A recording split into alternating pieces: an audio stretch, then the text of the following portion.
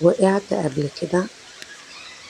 وقعت في ذنب، في ضعف، في لحظة ما قدرتش توقف نفسك فيها. يمكن وقعت في مشكلة، في قرار غلط، أو حتى في حق نفسك. أول ما وقعت حسيت بثقل وخوف، وبدأ صوت جواك يقولك خلاص ربنا مش هيبصلك تاني. بس الحقيقة إن ده مش صوت ربنا، ده صوت الشيطان.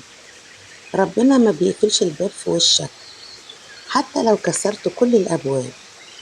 النبي صلى الله عليه وسلم بيحكي لنا عن رب بيبسط إيده بالليل عشان يتوب مسيء النهار، وبيبسط إيده بالنهار عشان يتوب مسيء الليل.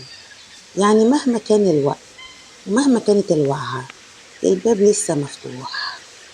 شوف قصة الراجل اللي قتل 99 نفس وبعدها كملهم 100.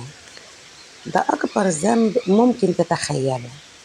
ومع ذلك لما سأل هل لي من توبة، ربنا بعت له العالم اللي قال له نعم، ومن يحول بينك وبين التوبة.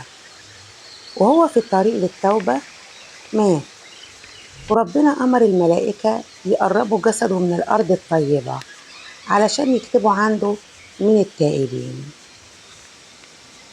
الوقعة مش دليل إنك إنسان سيء، الوقعة دليل إنك إنسان.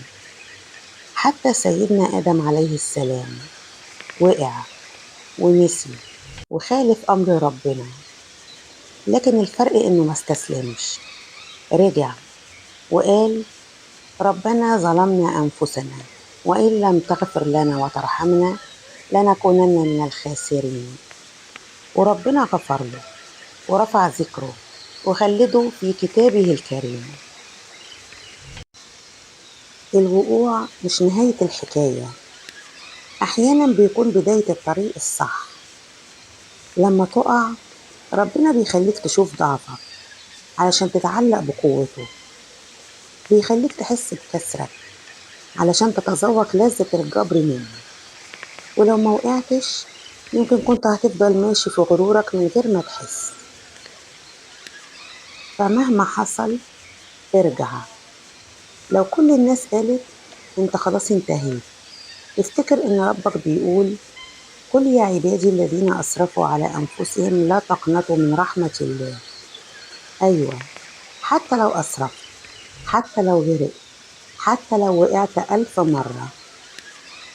فلو وقعت لسه ربك بيحبك، والوقعة دي ممكن تكون بداية أصدق رحلة بينك وبينه.